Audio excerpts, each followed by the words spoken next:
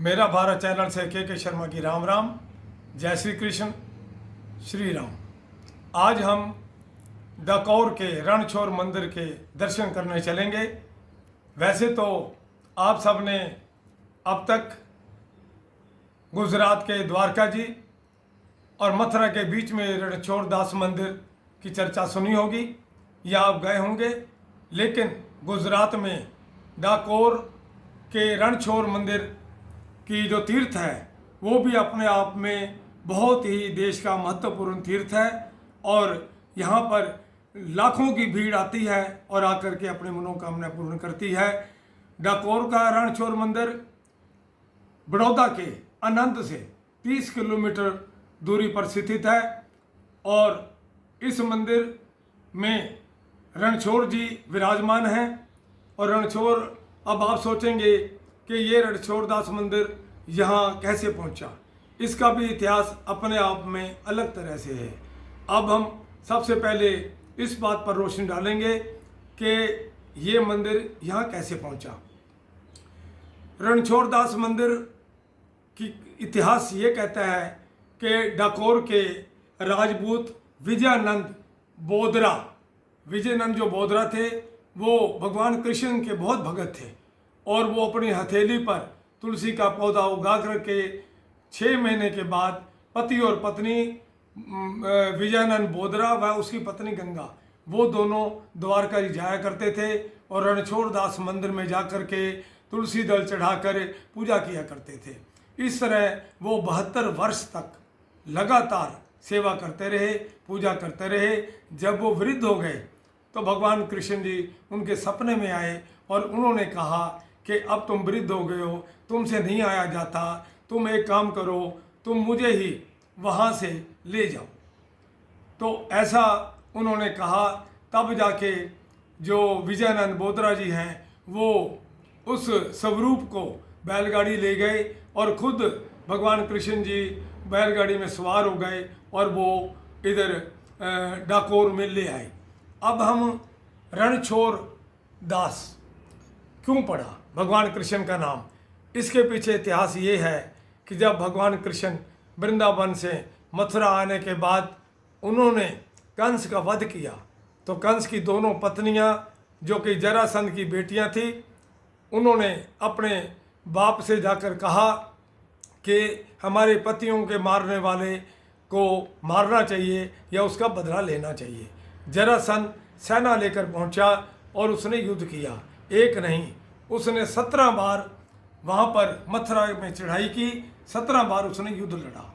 इस बीच जो आखिरी युद्ध था उसमें उसने भारत से बाहर यमन देश के राजा कालनेमी को जाकर उनसे बात की और उसकी सेना को निमंत्रण दिया कि आकर के उनसे बदला लेने के लिए मेरी सेना में शामिल हो जाए। और कालनेमी अपनी विशाल सेना लेकर के इस युद्ध में मथुरा में लड़ने के लिए पहुंच गया। जैसा कि जरासंध को बार बार भगवान कृष्ण छोड़ते रहे, उसके पीछे भी कारण था। लेकिन जब ये युद्ध चल रहा था तो भगवान कृष्ण ने ये देखा, क्योंकि कालनेमी जो था उसको एक वरदान मिला हुआ था कि उसके सामने जो भी आता था उसकी आदि शक्ति जो है वो सामने वाले की ले लेता था। इसी प्रकार भगवान कृष्ण ने उसके साथ युद्ध करने की बजाय भगवान कृष्ण जी जो थे वो पहाड़ी की तरफ भाग खड़े हुए और वो आगे आगे, कालनेमी पीछे पीछे। और बहुत आगे निकलने के बाद जो भगवान कृष्ण है वो इस पहाड़ की कंदरा में घुस गए। पहाड़ की कंदरा में जब गए तो वहाँ पर एक व्यक्ति सोया पड़ा था, क्योंकि वो व्यक्ति, उसका नाम था राजा मुचकंद, जिसने असुरों के साथ युद्ध में इंद्र का साथ दिया था और कई वर्षों तक युद्ध लड़ने के बाद वो थक गया था। तब राजा इंद्र ने उसे वरदान मांगने के लिए कहा। तब राजा मुचकंद ने कहा, अब मैं आराम करना चाहता हूँ और मुझे कोई ऐसा स्थान बताओ कोई मुझे डिस्टर्ब ना कर सके या दखल ना दे सके, मेरी नींद को ना जगा सके। तो राजा इंद्र ने इस पर्वत का नाम लिया कि इस पर्वत की कंदरा में जाकर के तुम विश्राम करो। तुम्हें मैं ये वरदान देता हूँ कि जो कोई भी तुम्हारी नींद को जगाएगा, तुम्हारी पहली दृष्टि में ही वो भस्म हो जाएगा। तो वो राजा मुचकंद सोए हुए थे। भगवान कृष्ण जी भी जानते थे, उन्होंने राजा मुचकंद का कल्याण भी करना था, उनको उनके जीवन को धन्य भी करना था। तो भगवान कृष्ण जब अंदर गए, उन्होंने अपने ओढ़नी जो शरीर की थी वो राजा मुचकंद के ऊपर डाल दी, और राजा मुचकंद पर जब डाल दी खुद छिपके खड़े हो गए। जैसे ही कालनेमी आया, उसने उस ओढ़नी को देखकर कहा, अरे कायर, तुम कहाँ आगे सो गया? तूने इतना ही डरता था तो तूने युद्ध क्यों किया? ऐसा कह करके वो अपशब्द बोलते हुए उसने जोर की पैर मारा, लात मारी। लात मारते ही राजा मुचकंद की आँख खुल गई, और आँख खुलते ही जब उसने दृष्टि डाली तो कालनेमी वहीं पर ही भस्म हो गया। उसके बाद भगवान कृष्ण प्रकट हो गए। उन्होंने राजा मुचकंद को बताया कि तुम कैसे यहाँ सोए पड़े हो और कैसे मैं तुम्हारा उद्धार करने आया हूँ। और तब भगवान कृष्ण ने राजा मुचकंद को अपनी ज्योति में विलीन करके उसे अपने गोलोक में भेज दिया। तो तभी से भगवान कृष्ण रणछोड़ दास कहलाए गए। लेकिन रणछोड़ दास का मंदिर जो द्वारका में बनाया गया, उसी मंदिर में ही ये जो विजयानंद जी थे वो जाया करते थे। लेकिन जब वो वृद्ध हो गए तब भगवान कृष्ण ने जब सपने में कहा तो वो बैलगाड़ी लेके जब पहुंच गए तो भगवान कृष्ण जो हैं रणछोड़ दास जी उस मंदिर में से निकलकर उनकी बैलगाड़ी पे सवार हो गए। अब वो लेकर चल पड़े। लेकिन पीछे से सुबह जब पुजारियों ने देखा, ब्राह्मणों ने देखा कि यहाँ से स्वरूप गायब है, विग्रह रूप गायब है, भगवान रणछोड़ दास जी गायब हैं, तो पीछे पीछे भागे। और तब इतने में ये विजयानंद जी वो बैलगाड़ी लेकर के डकोर पहुँच गए। उन्होंने एक बार तालाब के अंदर उनको छिपा दिया। जब तालाब में छिपा दिया तो जो वहाँ पीछा कर रहे थे उन्होंने आकर उनसे लड़ाई शुरू कर दी। कहने को तो ये भी कहा जाता है कि विजयानंद जी के साथ लड़ते हुए जब भाला विजयानंद जी को लगा, आर पार हो गया, तो उनके खून बहने लगा। और इस दौरान जो विग्रह रूप तालाब के अंदर था, उस विग्रह रूप में से खून बहने लगा। तब वो लालिमा देख करके वो पुजारी सब समझ गए।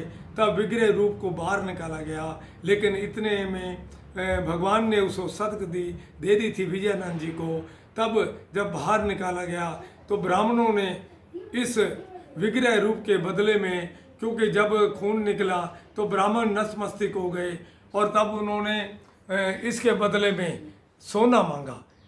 तो भगवान कृष्ण जी ने उनकी जो पत्नी थी गंगाबाई, उसको कहा कि तुम इनको इसके वजन के बराबर सोना दे दो। तो गंगाबाई ने कहा, मैं गरीब इतना सोना कैसे दे सकती हूँ।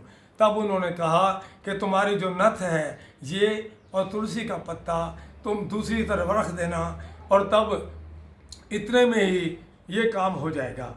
तो जब सभी पुजारियों के सामने उस तोल में एक तरफ वो नथनी और तुलसी का पत्ता रखा गया, दूसरी तरफ वो स्वरूप रखा गया, तब इतने में बराबर हो गया। वो पुजारी देख करके हैरान हो गए, आश्चर्यचकित हो गए। और इसी प्रकार तब उन ब्राह्मणों को भी सपने में आया कि इस स्थान के ऊपर मेरा विग्रह रूप हो रहा है और वहाँ पर उसी को स्थापित कर दो। अर्थात कहने का मतलब ये है कि डकोर के रणछोड़ दास मंदिर, जो कि 1212 के अंदर कार्तिक पूर्णिमा के दिन गंगाबाई ने इस मंदिर की स्थापना की। और इस मंदिर में जो विग्रह रूप है भगवान कृष्ण का, द्वारकाधीश का, क्यों उनका स्वरूप जो है वो द्वारकाधीश की तरह ही है। जो द्वारकाधीश का विग्रह रूप है वो ओरिजिनल है, जो कि सर्वप्रथम मंदिर में स्थापना की गई थी, वही विग्रह रूप आज यहाँ डकोर में स्थापित है। हमें भी मौका मिला यहाँ जाकर दर्शन करने का। बहुत ही सुंदर दर्शन है। सबसे बड़ी बात कि ये गोमती नदी के तट पर है, और इसके अलावा आज भी उस मंदिर में वो तोल पड़ा हुआ है सोने का, जिस तोल में ये तोला गया था। आज भी लोग उस तोल के दर्शन करके अपने आप को धन्य समझते हैं और वहाँ जा कर के द्वारकाधीश जी के रणछोड़ दास के दर्शन पाकर अपनी मनोकामनाएं पूर्ण करते हैं। और वहाँ पर गुजरात का तो सबसे बड़ा तीर्थ है ही, लेकिन विश्व भर में रणछोड़ दास जी का मंदिर बहुत प्रसिद्ध है। आपको भी मौका मिले आप जरूर जाएं, दर्शन करें और द्वारकाधीश के दर्शन करके अपनी मनोकामनाओं को पूर्ण करें। बोल रणछोड़ दास की जय, बोल बांके बिहारी लाल की जय।